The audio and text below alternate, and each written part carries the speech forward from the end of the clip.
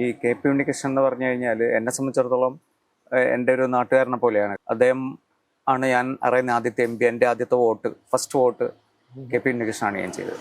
പിന്നെ പല കാലത്തും കെ പി ഉണ്ണികൃഷ്ണൻ നമ്മുടെ ഒരു അവിടുത്തെ ഒരു സാമൂഹിക ജീവിതത്തിൽ എപ്പോഴും ചർച്ച ചെയ്യപ്പെട്ടിട്ടുണ്ട്. എപ്പോഴും നമ്മൾ പറയും എയർസെൽ എന്ന് പറഞ്ഞൊരു കമ്പനി പോലും പേരാമ്പ്രയിൽ ടവർ ഉണ്ടായിരുന്നു. അപ്പോൾ അന്ന് ഈ ഫൈബർ കേബിളിംഗ് ഒക്കെ നടക്കുന്ന സമയത്തെ അതൊക്കെ ഉണ്ണികൃഷ്ണൻ്റെ കാലത്ത് തുടങ്ങിയ ഒരു സംരംഭമാണ്. പിന്നീട് നമുക്ക് ഏറ്റവും പെട്ടെന്ന് ഇത്രയും കണക്ടിവിറ്റി ഒക്കെ വരാൻ എന്നുള്ള രീതിയിൽ സാംപിട്രോടെ പേരാമ്പ്ര വന്നത് എനിക്ക് ഓർമ്മയുണ്ട്, ഈ ഇതിൻ്റെ പഠനങ്ങൾക്കൊക്കെ ആയിട്ട്. അപ്പോൾ അത്രയും നമ്മളിടയിൽ ജീവിച്ചിട്ടുള്ള ഒരു മനുഷ്യനാണ് കെ പി ഉണ്ണികൃഷ്ണൻ. അങ്ങനെയാണ് ഒരു രാഷ്ട്രീയക്കാരൻ എന്നുള്ള രീതിയിൽ, പിന്നെ അല്ലാത്ത രീതിയിൽ ജേർണലിസ്റ്റ് എന്നുള്ള രീതിയിൽ 1-2 തവണ കാണാനും പറ്റിയിട്ടുണ്ട്. ദിലീപിനുള്ള ബന്ധം എന്നോടൊരിക്കലും സംസാരിച്ചിട്ടുണ്ട്. ദിലീപ് ആദ്യം ജേർണലിസ്റ്റ് ആവാൻ വേണ്ടി ചെല്ലുന്നത് കെ പി ഉണ്ണികൃഷ്ണൻ്റെ അടുത്തേക്കാണ്. അതല്ലാതെ തന്നെ നേരത്തെ തന്നെ അദ്ദേഹത്തിൻ്റെ ഒരു വലിയൊരു കൾച്ചറൽ ആയിട്ടുള്ള ഒരു സ്പേസിലും കൂടി നിലനിന്ന ഒരു മനുഷ്യനാണല്ലോ.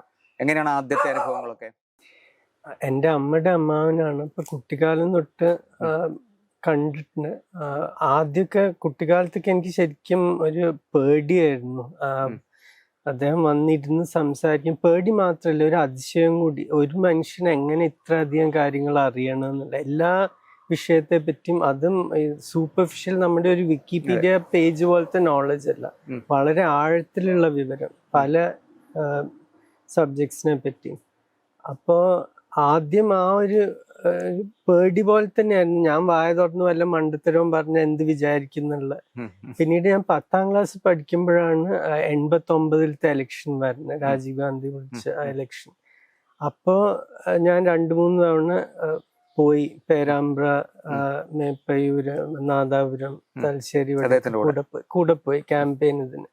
അപ്പൊ കുറച്ച് സംസാരിക്കാൻ തുടങ്ങി. അപ്പൊ സാധാരണ ആൾക്കാർ നിങ്ങളോട് ചോദിക്കുക, നീ ഏതൊക്കെ വിഷയത്തിലാണ് നിനക്ക് താല്പര്യം, അല്ലെങ്കിൽ ആരെ ഇഷ്ടം, ഏത് കളിയാണ് ഇഷ്ടം, ഏത് ടീമാണ് ഇഷ്ടം, അങ്ങനത്തെ ചോദ്യങ്ങളൊക്കെയാണല്ലോ.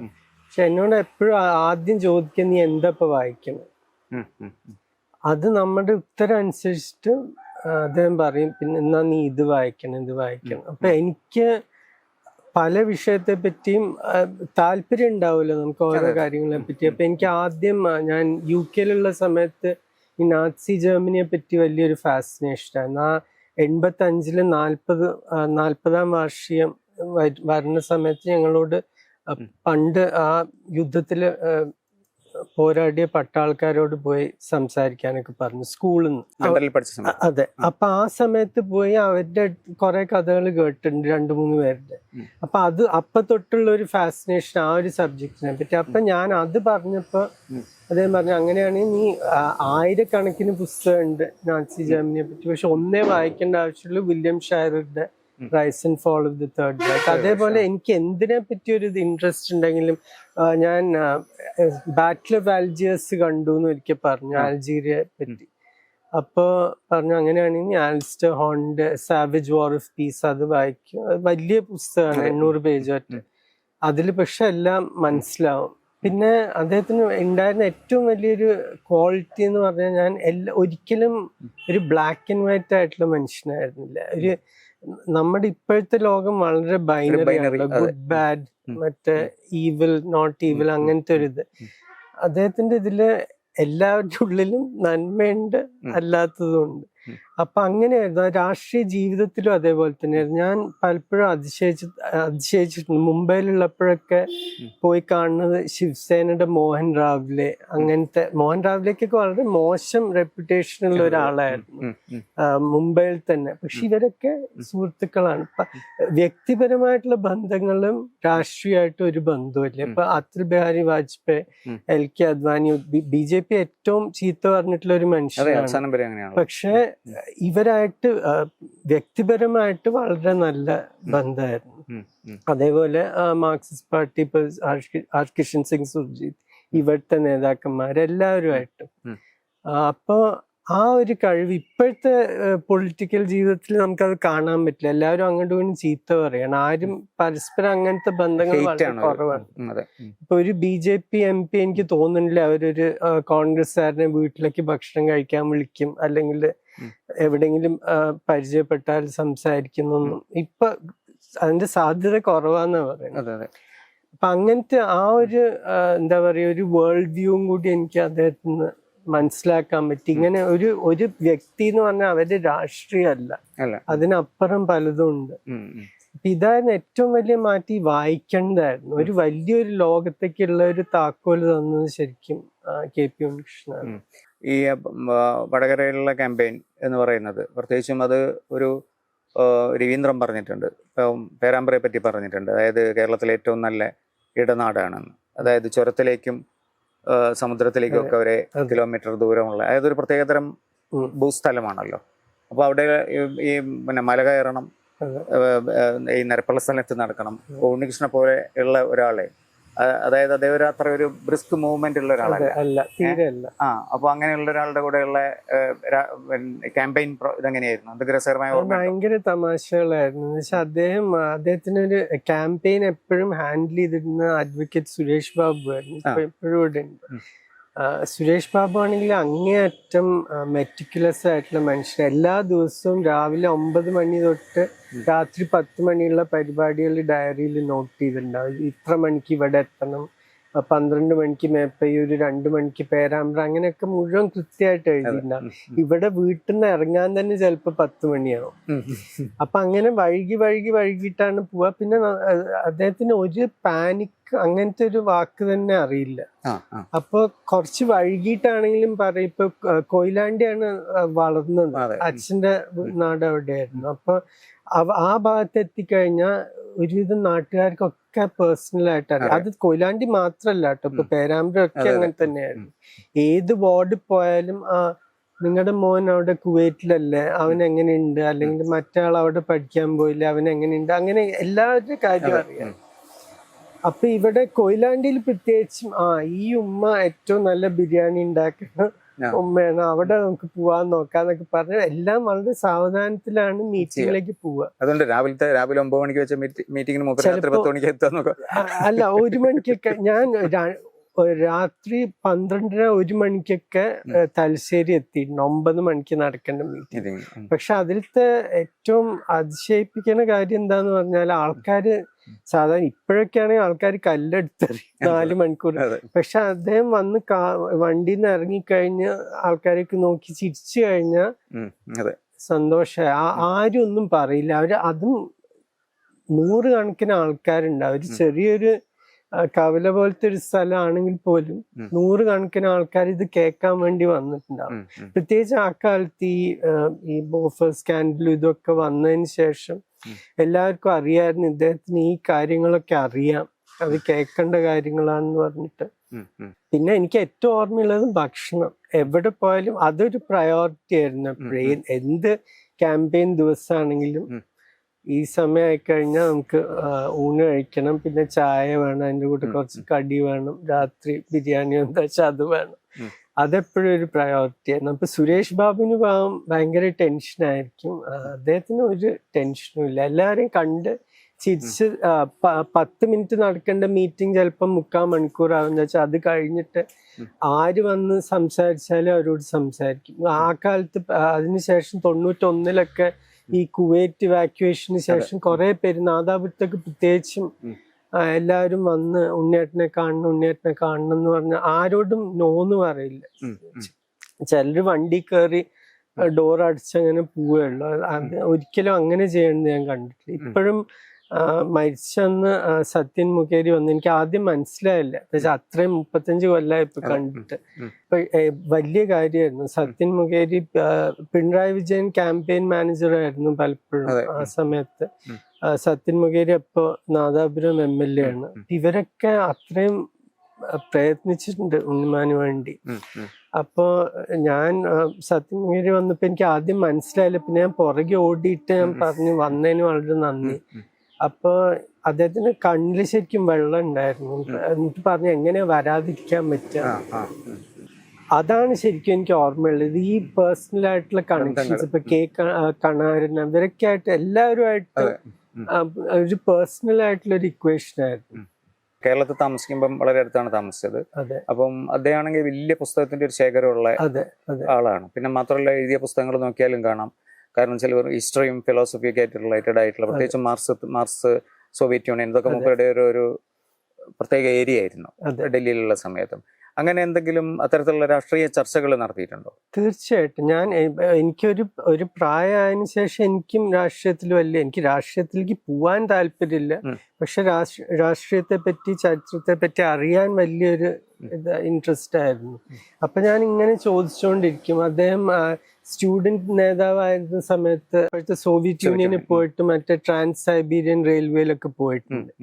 പിന്നെ മറ്റേ വേൾഡ് യൂത്ത് കോൺഗ്രസ് വിയന്നയിൽ വെച്ചിട്ട് ഇങ്ങനെ പല മീറ്റിംഗ്സും ഇതൊക്കെ ആയിട്ട് പോയിട്ടുണ്ട്. പിന്നെ പല രാജ്യങ്ങളിലും സഞ്ചരിച്ചിട്ടുണ്ട്. ഞാൻ പോയ സ്ഥലങ്ങളിൽ പലതും തന്നെ അത് കാരണമാണ്. ഇപ്പൊ ക്യൂബയിൽ ഞാൻ പോയത് ഞാൻ ജോലിക്കൊന്നും പോയതല്ല, ഒരു സ്റ്റോറി ഒന്നും നോക്കി പോയതല്ല. ഇങ്ങനെ കുറെ കഥകൾ കേട്ടിട്ട് അങ്ങനെ താല്പര്യം വന്നിട്ട് പോയ ചില നാടുകളുണ്ട്.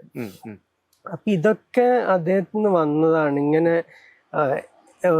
ചരിത്രത്തെ പറ്റി പ്രത്യേകിച്ച് എന്തൊക്കെ വായിക്കണം, അതെങ്ങനെ വിലയിരുത്തണം, ഇതൊക്കെ എല്ലാത്തിനും രണ്ട് സൈഡ് ഉണ്ടല്ലോ. ഇപ്പൊ സോവിയറ്റ് യൂണിയനെ പറ്റി അദ്ദേഹത്തിന് വലിയ ഫാസിനേഷൻ ആയിരുന്നു. പിന്നെ സോഷ്യലിസം, ഇവിടെ രാം മനോഹർ ലോഹയുടെ സോഷ്യലിസം, പിന്നീട് ജയപ്രകാശ് നാരായൺ, ഇവരൊക്കെ കുറെ സ്വാധീനിച്ചിട്ടുണ്ട്. VK കൃഷ്ണമേനോൻ. അങ്ങനെ പിന്നെ ഒരിക്കലും ദിലീപ് പറഞ്ഞായിട്ട് ഓർമ്മയുണ്ട്. കാരണം ജേർണലിസം തുടങ്ങുന്നത്, അതായത് ഇവിടെ പഠിച്ചുകൊണ്ടിരിക്കുന്ന സമയത്ത്, എഞ്ചിനീയറിംഗ് പഠിക്കുന്ന സമയത്ത് ജേർണലിസത്തിലേക്കുള്ള ഒരു ആകർഷണീയത കൊണ്ട് ചെന്നെത്തുന്നത് KP ഉണ്ണികൃഷ്ണന്റെ അടുത്താണ്. അതിന്റെ കഥ എന്താണ്? അതിന്റെ കഥ എന്താന്ന് പറഞ്ഞാൽ, ഞാൻ മുംബൈ പോയിട്ട് ഇങ്ങനെ ഓരോ ന്യൂസ് പേപ്പർ ഓഫീസിലായിട്ട് കയറി ഇറങ്ങി എല്ലാവരും പോയി പണി നോക്കുക പറയുന്നത്. നമ്മുടെ അടുത്ത് റെലവെന്റ് ആയിട്ടുള്ള ഒരു ഡിഗ്രി ഇല്ല. ഒരു ജേർണലിസം ഡിപ്ലോമ പോയിട്ട് 2 ദിവസത്തെ കോഴ്സ് പോലും ഞാൻ ചെയ്തു. അപ്പൊ എന്തുകൊണ്ട് അവര് നിങ്ങളെ എടുക്കണം? അപ്പൊ ഞാനിത് പോയി പറഞ്ഞു. ഞാൻ ഒരു തവണ കണ്ടപ്പോ ഞാൻ പറഞ്ഞു, ഇങ്ങനെ ഒരു ചാൻസും കിട്ടുന്നില്ല. എനിക്ക് അടുത്ത ആഴ്ച, അപ്പൊ ഈ ഇന്റർനെറ്റും ഇമെയിലും ഒന്നും ഇല്ല. അപ്പൊ എഴുത്തായിട്ട് എനിക്ക് 2 എഴുത്ത് അയച്ചു തന്നു. ഒന്ന് മിഡ് ഡേയുടെ ഖാലിദ് അൻസാരിക്കും, ഒന്ന് ഫ്രീ പ്രസ് ജേർണലിന്റെ ജനാർദ്ദൻ ഠാക്കൂറിന്. ഇവരെ രണ്ടുപേരെയും പോയി നീ കാണ്, അവരുടെ സെക്രട്ടറിയെ വിളിച്ച് അപ്പോയിന്റ്മെന്റ് ഫിക്സ് ചെയ്ത് പോയി കാണുന്നത്. അപ്പൊ ഖാലിദ് അൻസാരി അക്കാലത്ത് മിഡ് ഡേ വലിയ പേപ്പറാണ് മുംബൈയില്. ഖാലിദ് അൻസാരി പക്ഷെ സ്ഥലത്തില്ല, എന്തോ കാരണവശാല്. പിന്നെ ഫ്രീ പ്രസ് വിളിച്ചു. അപ്പൊ അവര് പറഞ്ഞു നാളെ വന്ന്. അപ്പൊ ഞാൻ അവിടെ പോയിട്ടാണ്, അങ്ങനെയാണ് ജനാർദ്ദൻ ഠാക്കൂർ അദ്ദേഹത്തിന്റെ വലിയ സുഹൃത്തും കൂടിയായിരുന്നു. നീണ്ടകാലം ഡൽഹിയിൽ അവർക്ക് പരസ്പരം അറിയണ 2 ആൾക്കാരായിരുന്നു, വ്യക്തികളായിരുന്നു. അപ്പൊ വലിയ ബഹുമാനമായിരുന്നു. എന്നോട് എപ്പോഴും പറയും, ഈ 89 ഇലക്ഷനിൽ രാജീവ് ഗാന്ധി ഏറ്റവും തോൽപ്പിക്കാൻ നോക്കിയ 2 വ്യക്തികൾ, ഒന്ന് VP സിംഗ് പാർട്ടി വിട്ടതിന്റെ ദേഷ്യത്തിന്, പിന്നെ ഒന്ന് KP ഉണ്ണികൃഷ്ണൻ. എന്താ വെച്ചാൽ എല്ലാ കാര്യത്തിലും രാജീവ് ഗാന്ധിക്ക് തലവേദന ഉണ്ടാക്കി കൊടുത്തത്. ബോഫേഴ്സ് ആയാലും ബോഫേഴ്സ്, ഷാബാനു കേസാണെങ്കിൽ അത്, സ്നാം പ്രൊഗറ്റി വേറെ, പിന്നെ ക്വാട്രോച്ചിയുടെ പേര് ആദ്യം പാർലമെന്റിൽ പറയുന്നത്. ഇതൊക്കെ വെറുതെ പറയലല്ല, ഇതൊക്കെ രേഖകൾ വെച്ചിട്ട് സ്ഥാപിക്കേണ്ടതാണ്.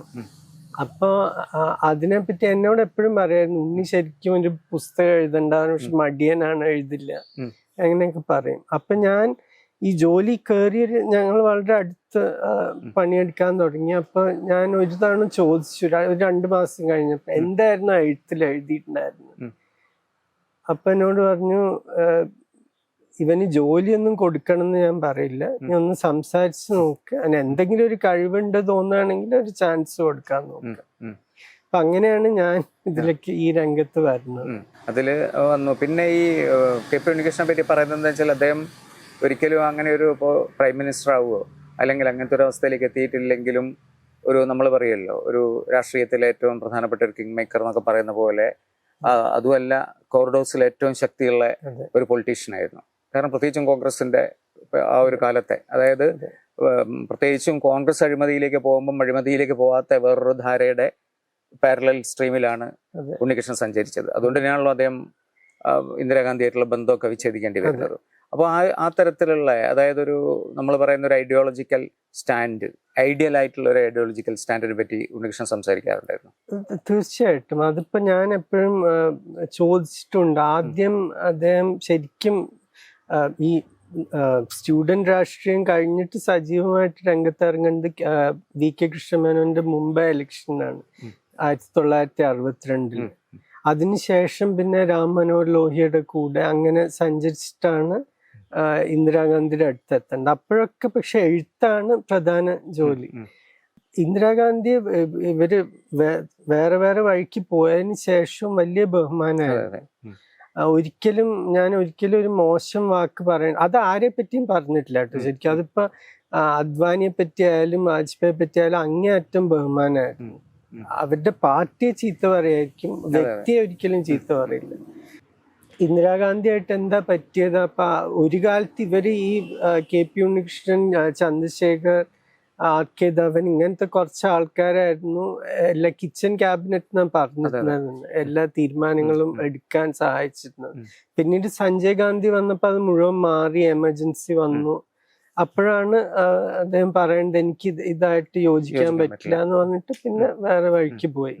അപ്പൊ അതിനെ പറ്റിയൊക്കെ സംസാരിച്ചിട്ടുണ്ട്. പിന്നീട് VP സിംഗിന്റെ ആ ഒരു കൂട്ടുകെട്ട് വരുമ്പോ അതിലും പ്രശ്നങ്ങളുണ്ട്. ഒരു ഭാഗത്തുനിന്ന് BJPയുടെ സപ്പോർട്ട്, ഒരു ഭാഗത്തുനിന്ന് ലെഫ്റ്റിന്റെ. അപ്പൊ അതായിട്ട് അദ്ദേഹത്തിന് അതേപോലെ ലെഫ്റ്റ് നേതാക്കൾ ഇവിടുത്തെ നേതാക്കന്മാർ EMS അങ്ങനത്തെ നായനാർ അങ്ങനത്തെ ആൾക്കാർ മാത്രല്ല, ജ്യോതി ബാസു, സുർജിത്ത് ഇവരൊക്കെ ആയിട്ട് വളരെ അടുത്ത ബന്ധമായിരുന്നു. അപ്പോ ഇതിനെ പറ്റിയൊക്കെ ചർച്ച ചെയ്തിട്ടുണ്ട്. KP ഉണ്ണികൃഷ്ണന്റെ ബുക്ക് കളക്ഷനിലെ അതിനെന്തായിരുന്നു അതിന്റെ പ്രത്യേകത? നമ്മള് കരി നോക്കിയിട്ടില്ലാത്തൊരു സ്ഥലമാണ്. പ്രത്യേകത എന്ന് പറഞ്ഞാൽ അനേക വിഷയങ്ങളെ പറ്റി അദ്ദേഹത്തിന് താല്പര്യം ഉണ്ടായിരുന്നു. അതിപ്പോ ഞാൻ ഒരു ചെറിയൊരു ഉദാഹരണം പറഞ്ഞത്, നമ്മൾ ഈ എലക്ഷൻ റാലിക്ക് കൂടെ പോകുമ്പോ തലശ്ശേരി ആണെങ്കിൽ എനിക്കറിയാം ഈ മുട്ട പപ്സ് എങ്ങനെയാ വന്ന് ഭക്ഷണത്തിനെ പറ്റി വലിയ ഭക്ഷണപ്രിയനായിരുന്നു. അപ്പൊ അതിന്റെ ചരിത്രം പറഞ്ഞായിരുന്നു. ഇപ്പൊ ഫ്രഞ്ചുകാർ ഇവിടെ ഈ തലശ്ശേരി മാഹിയിൽ വന്നിട്ട് ആ ബേക്കറി കൾച്ചർ അവര് തുടങ്ങി. പേസ്ട്രി പഫ് പേസ്ട്രി എന്ന് പറഞ്ഞാൽ വളരെ ഫ്രഞ്ച് ആയിട്ടുള്ള ഒരു കാര്യം. അത് നമ്മൾ ഏറ്റെടുത്തു. അത് ശരിക്കും ഇത്രയും നല്ല ഈ ബേക്ക്ഡ് ഐറ്റംസ് ഇന്ത്യയിൽ വേറെ എവിടെയും കിട്ടില്ല. അതെന്ന് വെച്ചാൽ നമ്മൾ നേരിട്ട് ഫ്രഞ്ചുകാരുടെ അടുത്ത് നിന്ന് പഠിച്ച കാര്യമാണ്.